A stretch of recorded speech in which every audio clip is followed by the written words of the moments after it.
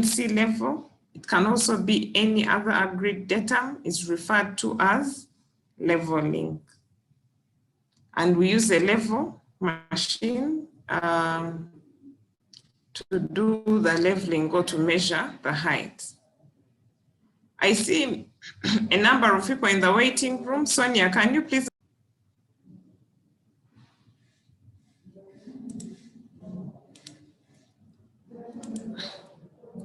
So in this topic, we'll talk about heights. We have done that already. We'll talk about datums. We have also mentioned about datums before, especially the geoid, the ellipsoid, and the mean sea level, which we discussed in the last lecture, and then benchmarks. We have also discussed control points before. Leveling equipment, what equipment can we use to establish height or to measure the height? What are the field procedures for leveling? How do we do the booking and the computation? And what are the sources of errors in leveling? And then we distribute errors if there are any. So that shall be covered under the leveling topic. Mute all.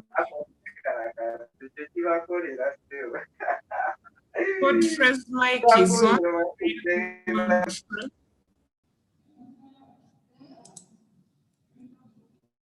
Okay.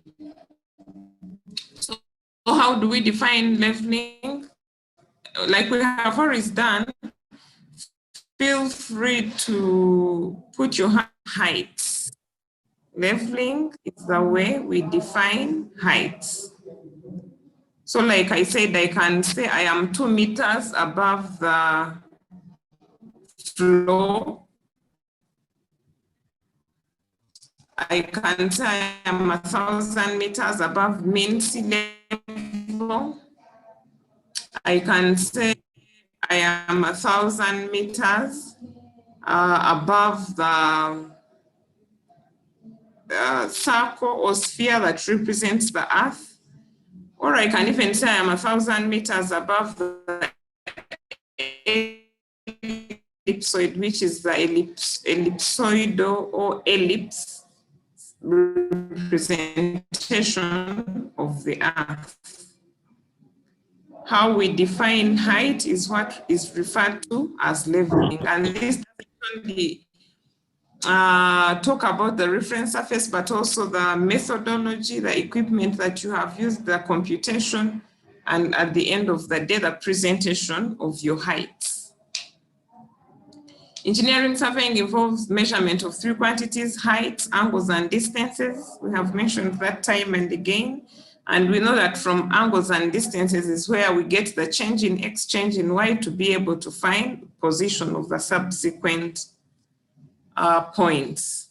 So this leveling again concentrates on the heights. We'll look at the other methods of establishing horizontal, which is the X and Y.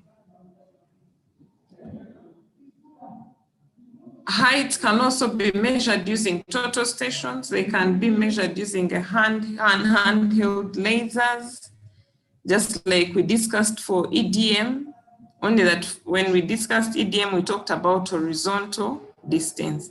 So if you desire to use it for vertical distance, it will still give an output depending on the range, given the fact that you have to send the signal and it is bounced back. And then we can also use GNSS devices, what we normally call GPS. However, for this topic, we shall concentrate on leveling. And for most of your engineering projects, you will use a level to measure height and not any.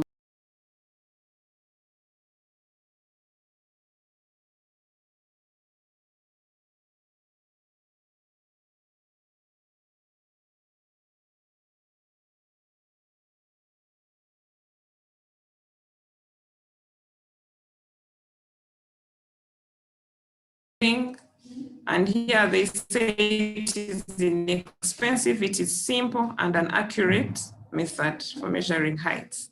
Heights of points above or below the ground are referenced to an agreed datum or reference surface. For example, mean sea level. Again, in the last class, we discussed mean sea level. We relatively know averagely what it is. We talked about geoid, or the approximate figure of the surface of the Earth. And we also talked about the ellipsoid as the geometric or mathematical figure that represents the surface of the Earth. Any of those can be a reference surface, and doesn't have to be those. Like I said, I can take if I'm building a storage house, I can take my ground slab floor to be the reference, and then I measure all my heights in reference to that slab. So I'll be able to know I am 3 meters above, I am 4 meters above. And when you are reporting about your choice of reference surface or datum, then it should be very clear which datum you used and the reason you chose to use that you used. Bit of definitions which we have talked about anyway in one way or another.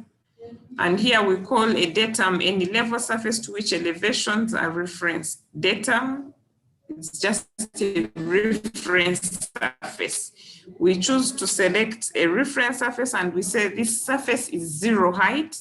So we measure anything and that shall be our height with reference to your datum. And we don't have to assign actually the reference height, the reference surface is 0. We can say this is 1000, and then we start from there to measure on the subsequent, to take the subsequent measurements. So for leveling, we'll refer to the reference surface as a datum. What is common is mean sea level, and the national benchmark, so control points that we have. This means points whose height from Egypt, Alexander, until Uganda, and computations produced and heights assigned. Within the university, we are lucky to have 2 of those control points or benchmarks. One is at the main building and the other environment. So whenever you're passing by, you can check there's a plate, just like something you picture on the wall. It has the code that defines the point. So here I think we have 130 USD 40. And USD is just a code which represents Uganda surveys, mapping department. Mean sea level, we have talked about it 1,000 times. It's the average surface of the sea measured over time. Tide gauges are installed on these water bodies, and average level is computed over time continuously. So it's updated because the sea goes up, it goes down. And then we have reduced level. Reduced level of a point is its height relative. Sea level is my height, then I'll say I'm 1,000 meters above mean sea level. If the ground floor is my surface, the ground floor. A benchmark, similar to control point. It's a permanent object bearing a marked point whose elevation above or below an adopted datum is known. So if you visit that point at the main building, it has a height. If you visit that point at environment, it also has a height with reference to mean sea level. And like I said before, you don't take these coordinates from anybody. It is published by Department of Surveys and Mapping under Ministry of Lands. So once you are carrying out an assignment that requires you to tie your height to establish your heights relative to mean sea level, then you have to utilize the national benchmarks. And the list of these is obtainable or can be got from Ministry of Land Surveys and Mapping Department in Entebbe.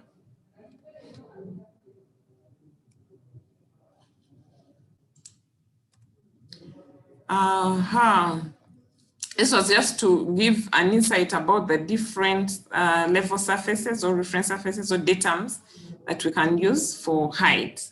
So we have the red line, which is the geoid or mean sea level, and we said this is the figure that best approximates the surface of the Earth in its nature, in the rugged, the ups and the downs. Is the geoid. Also, the green line is an ellipsoid, which we said is a mathematical representation of the figure of the Earth.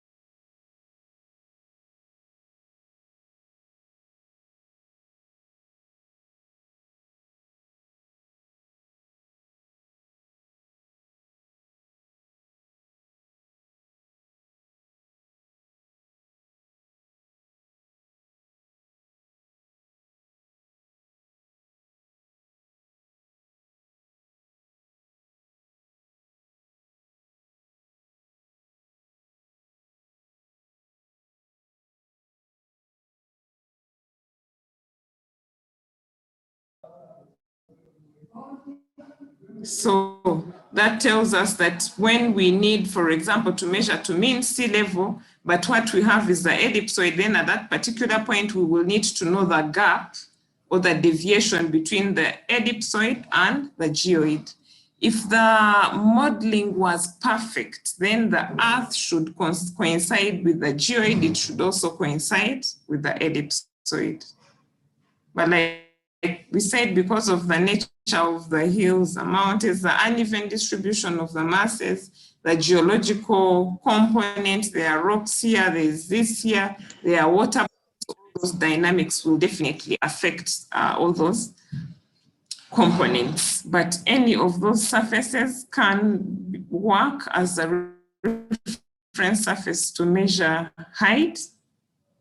But if your terms of reference allows, then you can actually adopt any other reference surface.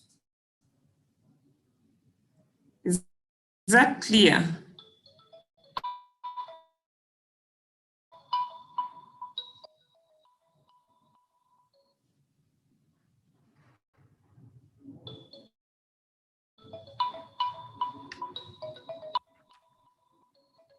Is that clear?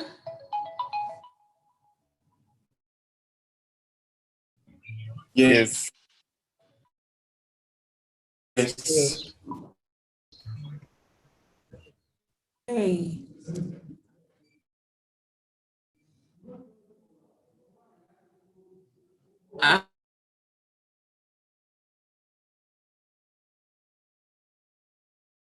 This just talks about, we assume that the Earth is a level surface or a horizontal surface. At the back of our minds now, we already know that the Earth is a spherical surface.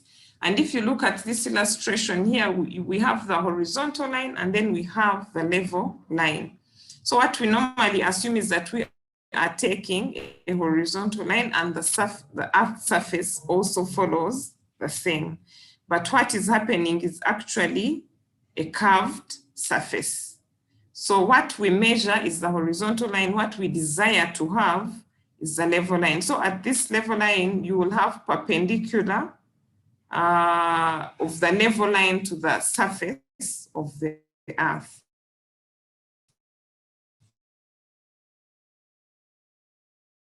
Be able to take them to the level line and not the mathematical horizontal line. This we will understand better when we go along. So what equipment do we use to carry out leveling? Maybe somebody can tell us what equipment we can use to carry out leveling.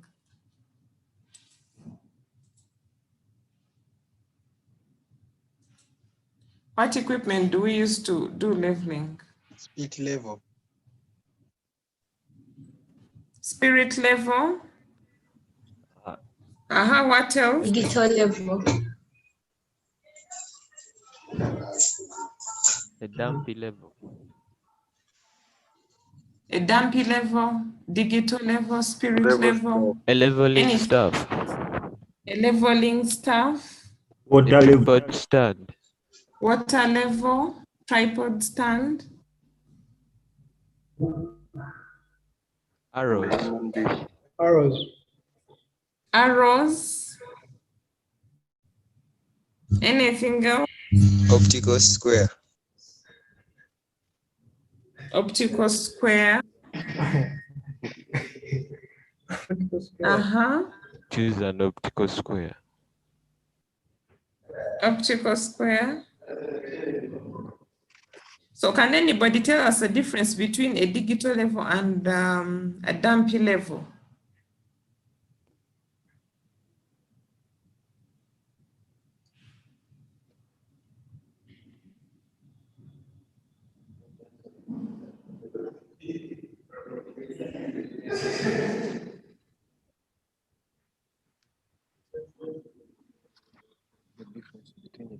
Can anybody give us a difference between, you've mentioned digital, you've mentioned dampy, you've mentioned automatic level.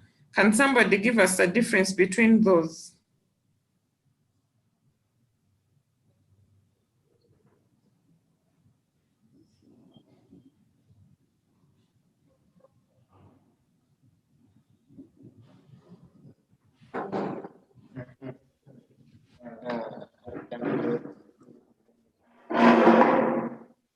Okay, no answers. So I have an answer. We can proceed. I have an answer for dampy level. Yes, please. For dampy level, the site is adjusted manually. Whereas the dampy level is adjusted manually. Yeah, in order to obtain its line of sight. However, for a digital level, it's done automatically in order to obtain its line of sight. The leveling is done automatically. Yes.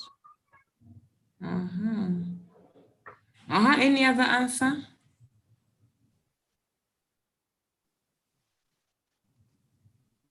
Okay, none. So we can look at them. So what we have there is an automatic level. Just like any other level, you'll have the focusing screw. You'll have the eyepiece where you place your eye. You have the foot screws, which we use to level the machine to make sure the bubble is at the center. And then we have the tangent screw. We have the circular bubble. So every time we have our level, we place it on a tripod. What we need to do first is make sure the bubble is at the center. When the bubble is at the center, then our horizontal line or the line of sight coincides with the horizontal line. So you have the eyepiece. Of course, on the other side of the telescope, you have the objective. You have the focusing screw. This one you use to have a clear view of the crosshairs that you will view in the telescope. Then the tangent screw is, you will use it to make the horizontal motion to be able to target. So this is an automatic level. Now, the difference between an automatic level is that it has an automatic compensator. So once your bubble is at the center, then the line of sight coincides with the horizontal line. For the others, the earlier versions, you will have two bubbles. So you will have to make sure that both bubbles are centered for you to be able to have your line of sight coincide with the horizontal line. Features of the telescope, that was the level generally. We know that we have the telescope where we have the eyepiece and the objective and the combination of lenses in between there to be able to have a good image. Now this is a section through the telescope. One is the objective, which is the other end of the telescope. 2 is the focusing screw. 3 is the focusing lens. 4 is the diaphragm, just like an eye where the image will be cast. And then 5 is the eyepiece. So the eyepiece lens is where we place our eye to look through the telescope. Objective is the objective lens is on the other side of the telescope. So once we focus, we use the focusing screw to have a clearer picture of the crosshairs. It is deposited on the diaphragm. And when we look through the eyepiece, where the eyepiece lens is, then we are able to view the image or the stuff. And then we can take readings of the stuff.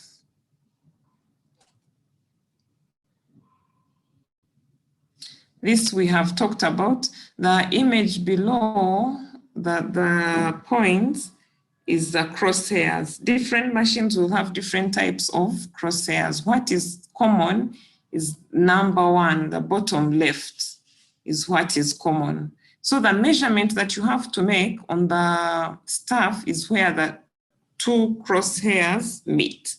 But sometimes we need to take the upper reading, the middle reading, and the lower reading. And that's why you see above the big intersection, there's a smaller line. Below, there's also a smaller line. So you can take the upper, you can take the lower, you can take the middle.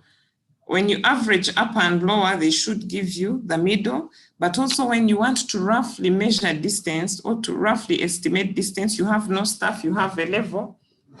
Then you can use the difference between those 2 readings, upper and lower, and multiply it by a constant k, which is normally 100. That will give you averagely or an estimate of the distance between your level and the point where the stuff is. Just to mention, but we don't use a level to measure or to estimate a distance.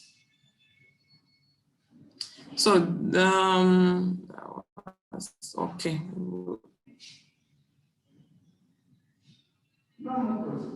So on the bottom right, you have a magnified image of the stuff. So when you look through the stuff, these crosshairs are part of the level, and then you have your stuff at the background. You have your stuff clearly labeled, so you can take off any reading, lower, upper, and middle if you wish. So for example, if we can use the next slide to try to estimate the reading. If we look at that bottom right illustration of a staff, you have the inscription on the staff 1.9, then 2.0. So you have 0.1 between 1.9 and 2. So those lines.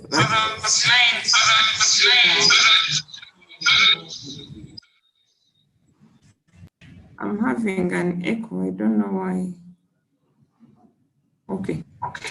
Okay now. So what we have estimate.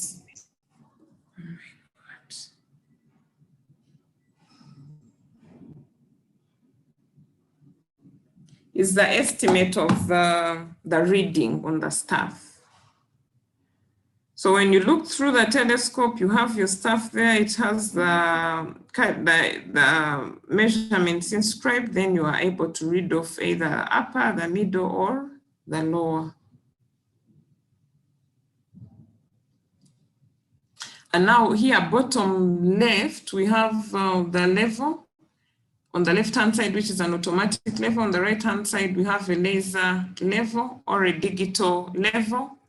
Now, the difference between the automatic or dampy and the laser or digital is that for the dampy or automatic, you will have to look through the telescope and read the stuff yourself. So what you see in the stuff, rather in the telescope, is what you write down. Now with the digital level laser, where you target your stuff, you press a button and the distance, rather the height, is measured. So you set your level, target your stuff properly, you press a button, a signal is sent, and then it comes back and you have the reading displayed on the screen of the machine. So you may decide to record it or to note it down. And that means for a digital level, you'll have like a display screen. For the others, you don't need one, so you will not have one. So this is a leveling stuff. We talked about it already. Somebody also mentioned it. It's simply like a tape, only that we are now using it in the vertical. This is a level on a tripod. Somebody also mentioned the tripod as part of the equipment that we use to do leveling. So we place it on a tripod. We make sure we use the screws to have the bubble or the bubbles in the center if you have more than one bubble. And then you'll be ready to take the measurements. And then there again, we have a level, that's a dampy level. We have a tripod at the center, and on the right-hand side, we have a staff. Staff could be, it can also be 5 meters. However, we try as much as possible to avoid taking very high distances, because the more you stretch it up, the more you are likely to fail to hold it stable in the vertical direction. And a good staff should also have a bubble, so that when you're holding it, you make sure that it is vertical. We also avoid taking measurements that are so close to the ground. So it should be not so close to the ground, but it also shouldn't be so high up to enable the user to be able to hold it properly vertical. I see a hand from Ampomosa.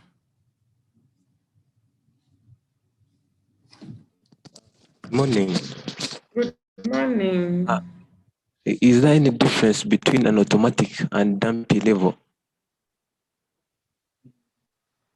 Is there a difference between an automatic and dampy level? Can somebody answer that question?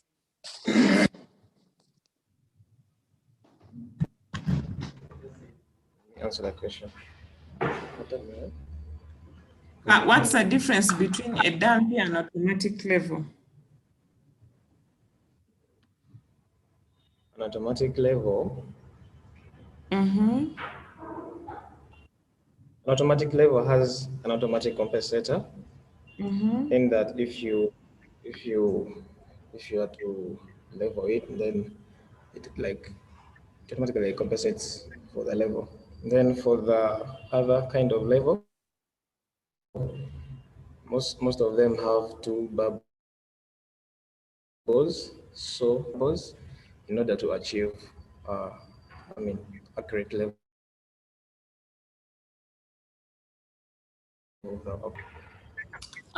Thank you.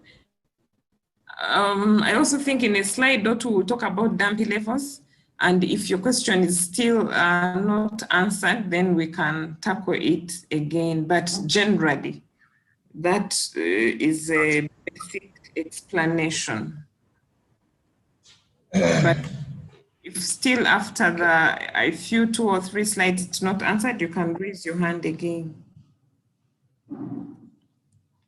So what we have there is a dampy level.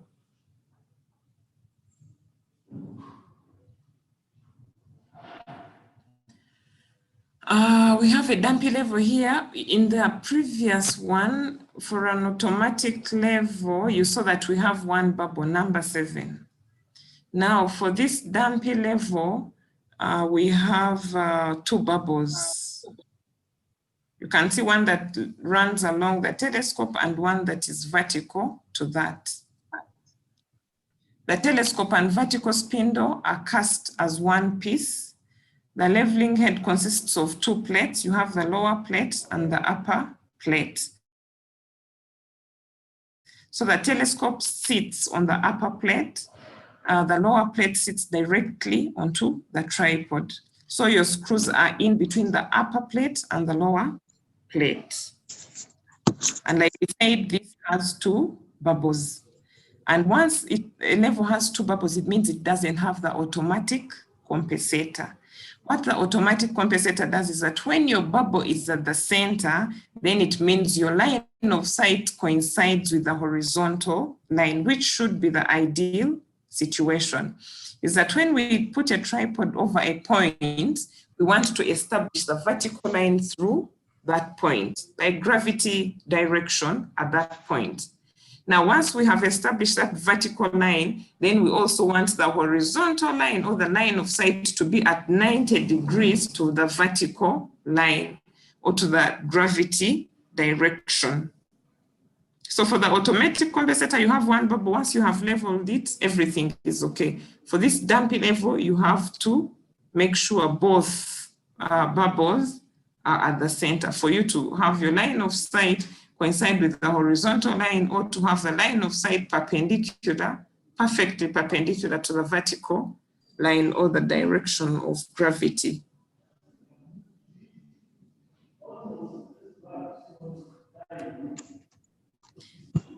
Yes, we have a hand from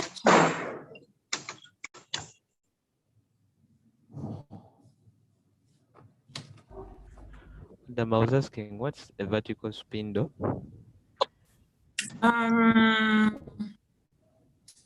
You see this part where that, do you see the telescope-like thing, that tube? Yes.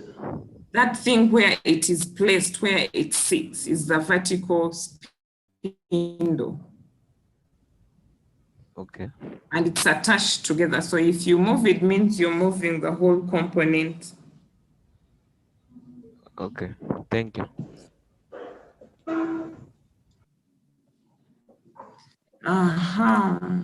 Tilting level, well, this is an older version.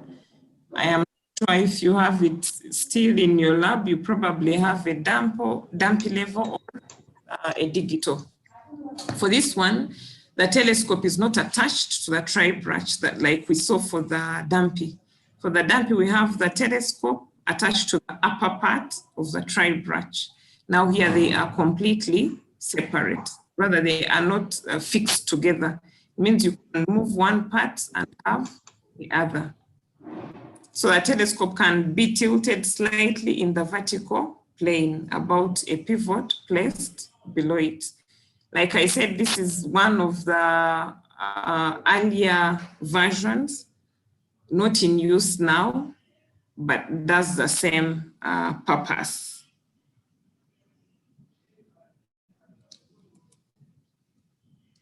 We have talked about automatic level also. And then we have also talked about digital level in one way or another.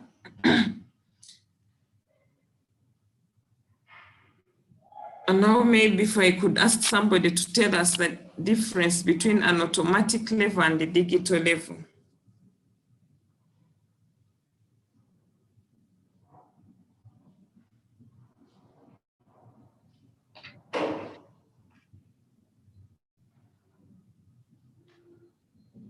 Can somebody? tell us the difference between automatic and digital.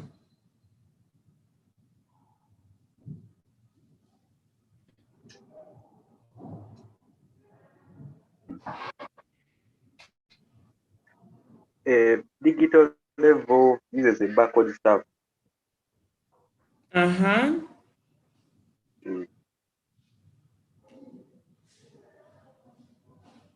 And automatic?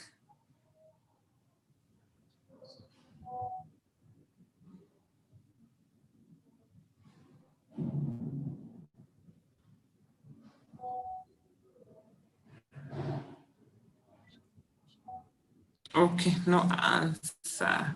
But what he said is true, is that a digital level, you have a staff where you can send in a laser light, it is bounced back, and you have your reading displayed. It also has one bubble. It means it has the automated compensation system. So if it then has the digital part, it becomes a digital level. And in the industry, digital is what is commonly used together with a damping level. So if all is well about the types and the other components that we use, then we shall see how to set up a level, and then how to take the measurements, and probably how to do the booking. Or we could actually ask somebody to tell us how we set up the level. We already know what a staff is and how it looks like. We know what a tripod is and what it looks like. We know what a level is and what it looks like. So if somebody can tell us the steps that we take to prepare a level to take readings.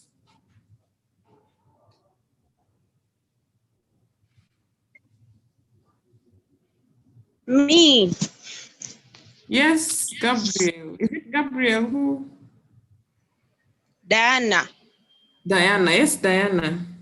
The first thing we do is set up the tripod stand, Yes. like at any point that's relatively like horizontal, like it doesn't have to be a slopey surface. Yes. Then afterwards we attach the level to the tripod stand, and we Yes. I'm describing for damping level. We adjust the screws, two screws, Yes. the three screws there. We adjust two simultaneously, or keeping one constant, so that the bubble is like centered there to make sure the horizontal level is maintained. Then afterwards, Yes. we also adjust the third screw to make sure like it's in the same place. Then we rotate it through 180 degrees to make sure that the level is still maintained even after that rotation. Yes. Yeah. Then afterwards, we set up we set up the stuff at the point where we are going to take the reading. Yeah. Yes. So then we direct it in that direction, look through the lens, so that we are able to see the reading on the other end. Yes. Yes, that's it. Thank you very much, Diana. Has perfectly defined for us the procedure to carry out to prepare our level to take the readings. Fix tripods, place the machine on the tripod and make sure it's firmly attached. Center the bubble, remove parallax to make sure your crosshairs are clear, and you can also view clearly the stuff. And then number 5 is for a tilting level, which we will not use. So we concentrate on the others.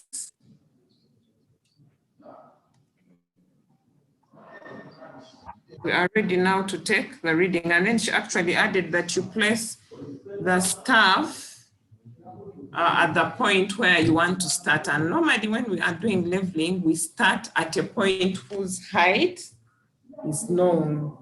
we start at a point whose height is known.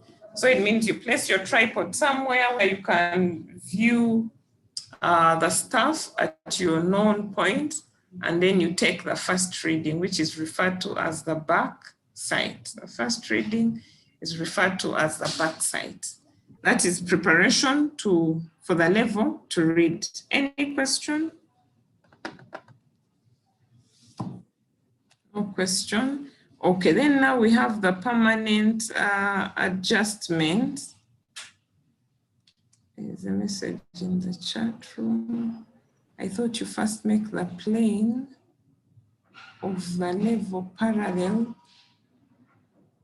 to two of the screws before adjusting the screws. Irumba, can you ask your question that you have put here in the chat room? I thought you. Yeah, madam, I thought that before doing anything, you first make it the two of the screws parallel to the plane of the level. Then afterwards you can adjust to the screws. What do you mean plane? The telescope? Yeah, the plane of the telescope. You make it parallel to the two of the screws. That's okay. Parallel to two of the screws. Then you tilt 90. Use the third screw. Rotate through 180. I think she mentioned that. Okay, it's fine then. Yes. Then you rotate through to make sure that the bubble is still at the center. Okay. Make sure when you fix your tripod, it is firmly fixed in the ground.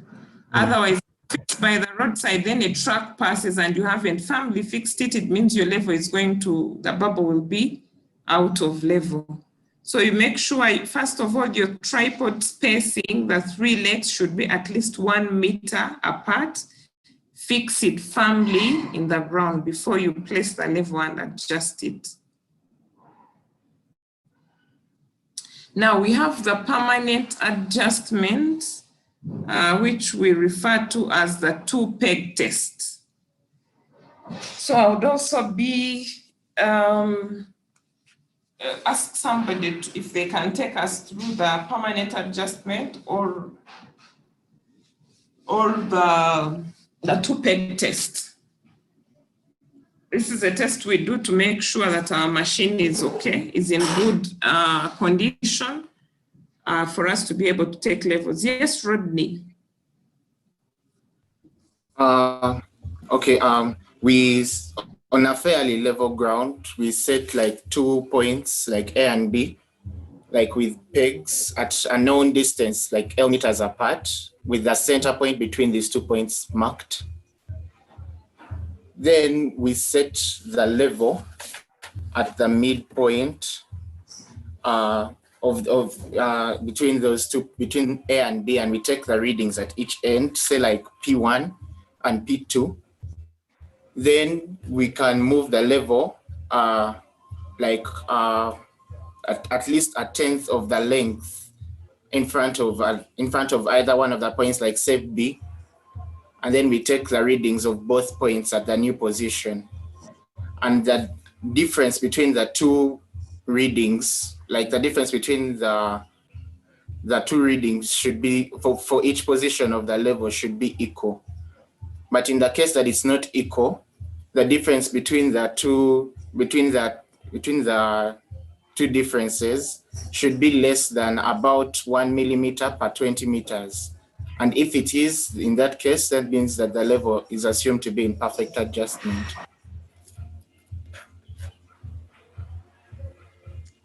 Thank you very much, Rodney. And that is exactly what a two-peg test looks like. So we'll just display this illustration so people can have the concept sink in even better. So we have our 3 points, which Rodney said they should be relatively flat. Point C is halfway between A and B. So to the left we have A, to the right we have B. We place our level halfway at point C, and we measure both ways. And now with our level, a short distance again, here it says L divided by 10, where L is the distance between the two. A short distance just after B, and then we take the measurements again. And now ordinarily, what should happen is when I take measurements at A and B with my level at C, and I take the same measurements at A and B with my level at D, then if I compute the change in height between the 2 points, it should be the same. So if it is not the same and it is out of range, then it clearly means my level is not good for that purpose that I want to use it for. And probably if you do the adjustments, well and good. If you can't, then you have to take it to a technician or a calibration center where they will do the necessary adjustments. Some of the technicians can do the basic adjustments with the Allen kits that come with the equipment. So that is the Twopeg test, and this must be carried out every time before you use a level to take leveling measurements or observations. So this is an example of a Twopeg test, which you will do in your own time. But like we said, we have 2 points A and B, they are 50 meters apart.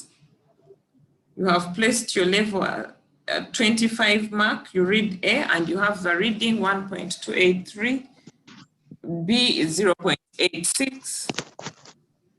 You now move the level 5 meters beyond point B and you read again point A and point B. Now, in these staff rings between A and B, when the level was beyond B, should be the same. So this is asking you to calculate the collimation error of the level per 20 meter of sighting distance. So compute the change and then you distribute it over 20 meters to get the change in 20 meters. That is assuming there is no observation error, there is no any other kind of errors. So if it is within adjustment, you proceed. If it is not, then you cannot use that machine. Otherwise, then you'll generate more errors when you use it to do the observations. So we'll do this in our own time and many more in the textbooks that I provided as reference.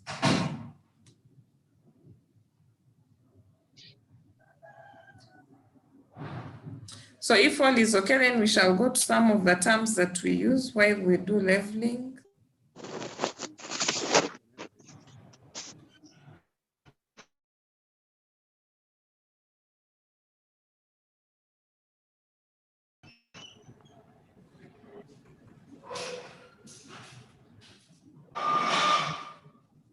Okay, so Diana told us when you're going to take measurements, you place a tripod, you level, center, and all those things. We have a question from Cassidy Henry. Yes. Hello. Yes, Henry. Hearing me.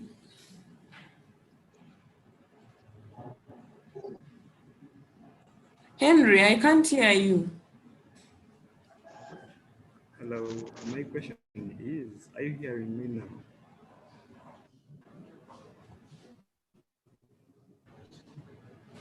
If you can hear Cassidy, then you can tell, if anybody can hear what he's saying, then you can tell us. I have issues with his volume, I think, or I don't know.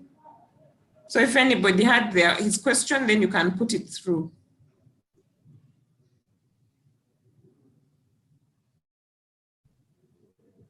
Or you can even chat, send a chat. You can use the chat room. Okay, are you hearing me now? Okay, maybe.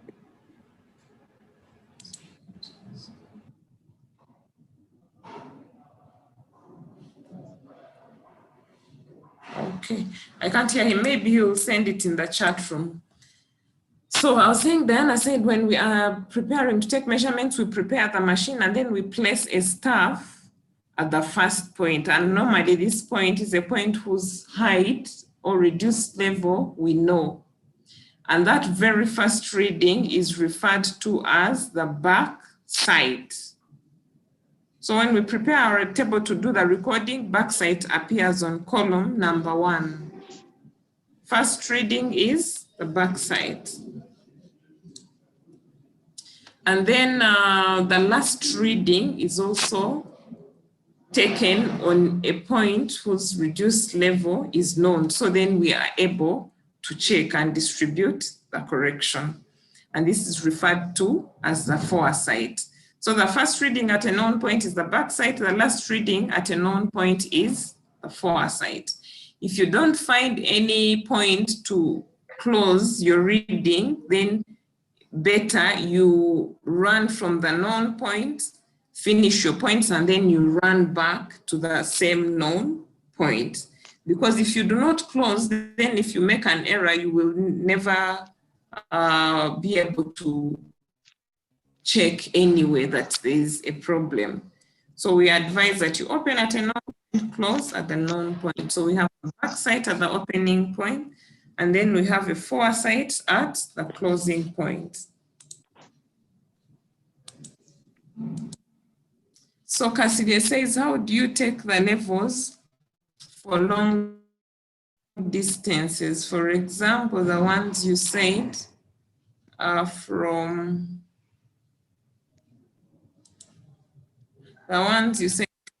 Uganda, or from Mengo to Mook.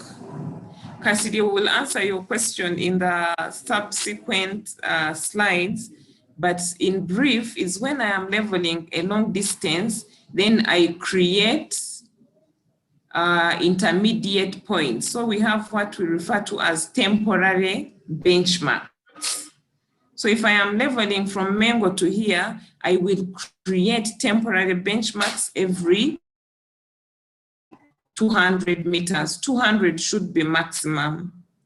So every 200 meters, I create a temporary benchmark so that when I start at the first point, then I read over the first temporary benchmark 200 meters away, another 200 meters away until I finish. And then I will run a leg back for me to be able to do checks. I see here Ocheng saying very long distances are by GNSS. I would like to mention that we do not use GNSS or GPS to extend height. I hope this is very, very clear. We do not use GNSS to measure height because the height that we get from GNSS is geometric height or ellipsoidal height.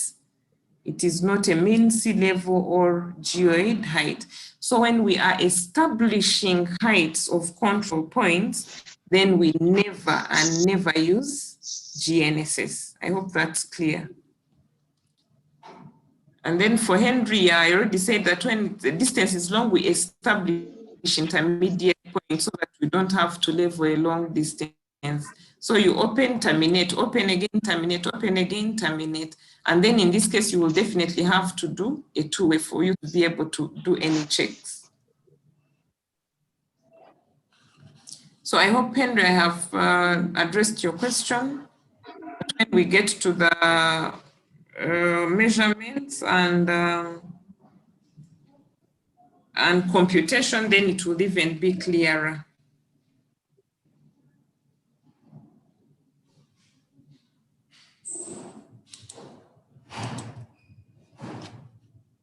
Okay, so we have talked about backsight, we have talked about foresight. Now, any other readings apart from the backsight and the foresight are called intersights or intermediate sights. So the very first is backsight, the very last is foresight. Anything in between there is referred to as intersight. So it means when we are doing the recording, the first column we have backsight, the middle column we have intersight, and then the last column we will have foresight. We have a question from Wafula, which says, how possible is it to take levels in mountainous areas, like the roadworks in those areas appear not to be on level? There is no shortcut in mountainous areas, whereas for a flat surface